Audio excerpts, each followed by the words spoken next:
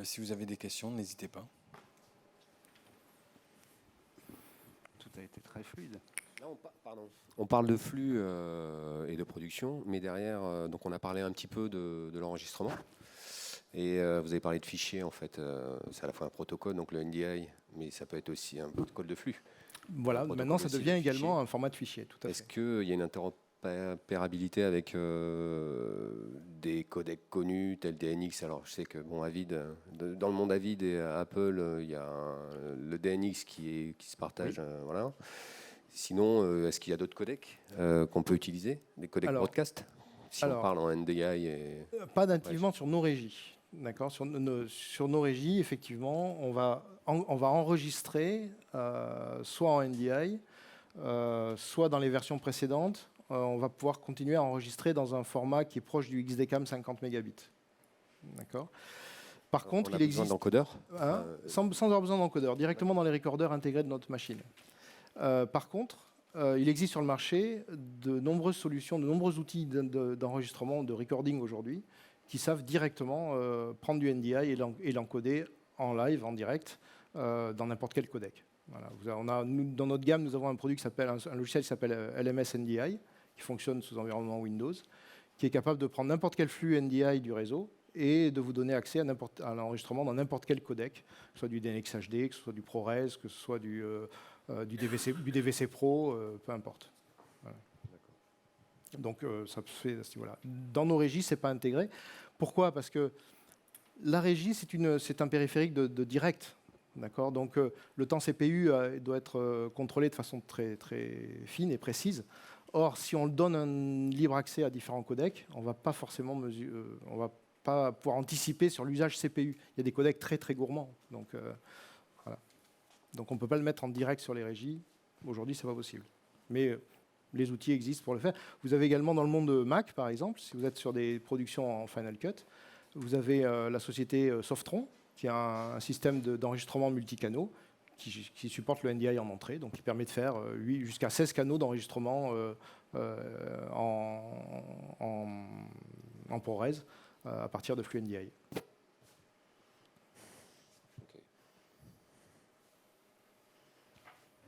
D'autres questions? D'autres questions?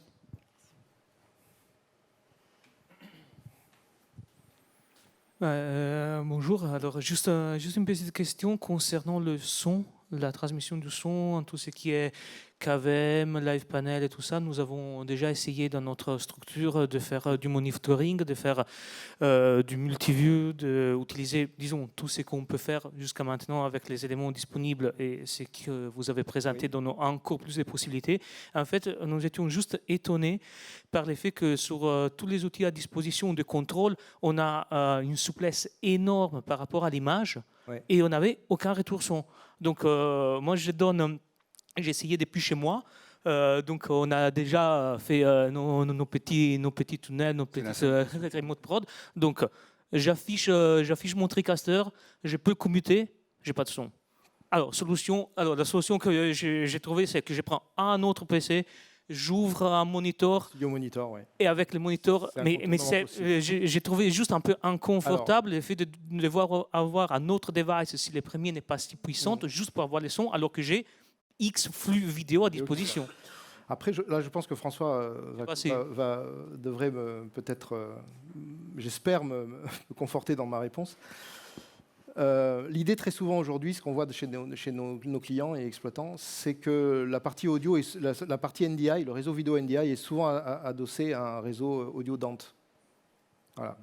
Donc je pense que la solution est un peu là aussi. Soit effectivement on a un contournement comme vous avez fait avec Studio Monitor, mais je pense que voilà, l'audio sur IP c'est quelque chose qui existe, qui est maîtrisé à fond. Toutes nos machines supportent parfaitement d'avoir du Dante.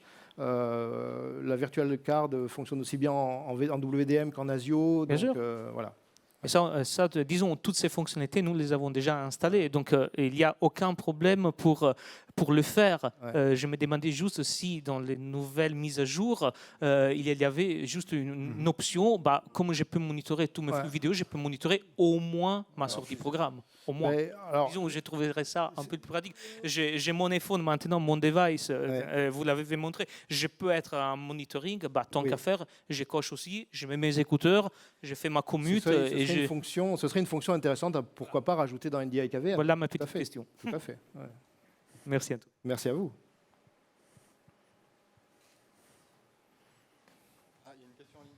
On a une question en ligne. On nous demande la latence des caméras distantes.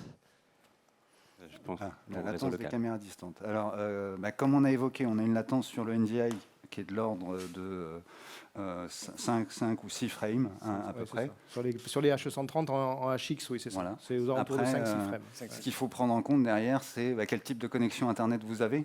Ça a forcément aussi une influence sur la latence. Ça va rajouter une latence supplémentaire. Là, typiquement, on est connecté ici en filaire. C'est instantané, ça ne rajoute pas du tout de latence. Par contre, sur la liaison 4G, on va avoir 30, 40, parfois 50 millisecondes de latence supplémentaire. Ça reste de toute façon largement en dessous de 200 millisecondes de temps de latence. Donc, c'est parfaitement exploitable en direct, quoi.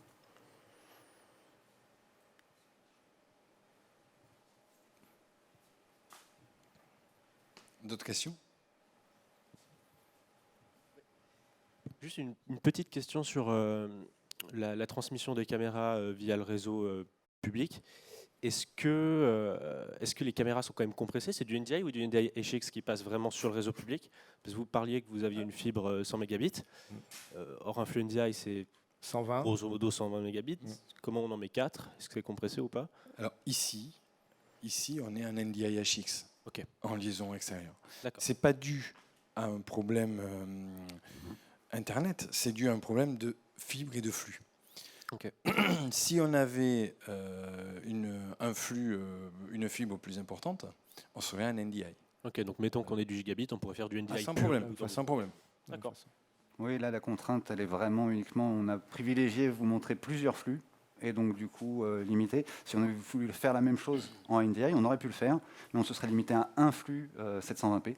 Donc c'est un petit peu dommage. C'est un des gros avantages aussi du NDI HX et du NDI, c'est que vous pouvez commencer avec du HX, parce que les infrastructures réseau ne sont pas suffisantes, et plus tard, avec la 5G, avec des nouvelles infrastructures, basculer vers du full NDI, où là vous allez récupérer le flux vidéo en intégralité. Ok, super. En complément un peu sur ce sujet, la connexion KVM que j'ai faite avec le TC1 qui est dans les locaux de réseau local, on était à peu près à 70 mégabits sur cette liaison-là.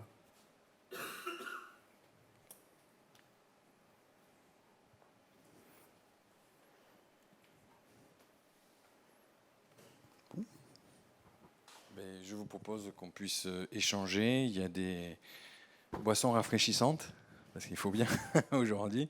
Et puis, si vous voulez voir, n'hésitez pas. Oui, si vous voulez jeter un œil sur les machines, voilà. on a N'hésitez pas. deux setups complets ici, et avec Si plaisir. vous avez des questions, n'hésitez pas. La seule chose qu'on a essayé de vous montrer, c'est que pour nous, la convergence, elle existait.